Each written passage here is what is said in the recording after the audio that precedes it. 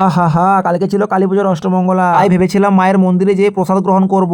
যেখানে যাচ্ছি সেখানে দেখছি প্রসাদ রান্না করা চলছে। শেষমেশ দেখলাম যে এখানে প্রসাদ রান্না করা হয়ে গেছে। চলো বন্ধুরা, তোমাদের আর দেরি না করে প্রথম থেকে সব ঘটনাটা বলি। এই আমি বেরোবো, ভাই বলছে দোকানে ধূপ দেখিয়ে পরে যা। দোকানে ধূপ দেখানোর জন্য যেই কলে জল আনতে গেছি, যেই দেখছি কলটা খারাপ। তাই আমি আর দেরি না করে ঝটপট আরেকটা অন্য কলে চলে গেলাম জল আনার জন্য। এখানে যেয়ে পরে জল নিয়ে নিয়েছি। ঝটপট এসে দোকানে জল দিয়ে পর ঠাকুরকে মন দিয়ে ধূপ দিয়ে দিলাম। তারপরে বেরিয়ে পড়লাম সাথে একটা বন্ধুকে নিয়ে। পর আমরা দুজনে যাবো এখন প্রসাদ গ্রহণ করার জন্য। যেহেতু কালকে ছিল মায়ের অষ্টমঙ্গলা, তাই প্রতিটি কালী মন্দিরে হবে মায়ের খিচুড়ি প্রসাদ। ঝটপট করে আমরা চলে এলাম পথের জোড় মা কালীর মন্দির। মন্দিরে এসে পর মাকে প্রণাম করে নিলাম। পর ভাবলাম খিচুড়ি প্রসাদ গ্রহণ করব, যে দেখি এখনো পর্যন্ত রান্না বান্না চলছে। তাই আমরা ধীরে না করে চলে গেলাম আরেকটা অন্য মন্দিরকে। এই মন্দিরে এসে পর মাকে প্রণাম করে আমরা আবার বেরিয়ে পড়লাম আরো একটি অন্য মন্দির যাওয়ার জন্য। এরপর আমরা চলে এলাম মরলবাঁধ মহাকালী শ্মশান। এখানে এসেও দেখি এখনো পর্যন্ত মায়ের প্রসাদ রান্না করা চলছে। তাই আমরা দেরি না করে আরো বেরিয়ে পড়লাম অন্য একটি মন্দিরকে যাওয়ার জন্য। এই মন্দিরে এসে দেখি কেউ কোথাও নেই, তাই আমরা আবার বেরিয়ে পড়লাম অন্য একটি মন্দিরের উদ্দেশ্যে। শেষমেশ এই মন্দিরে এসে পর দেখছি অনেক মানুষজন এসে মায়ের প্রসাদ গ্রহণ করছে।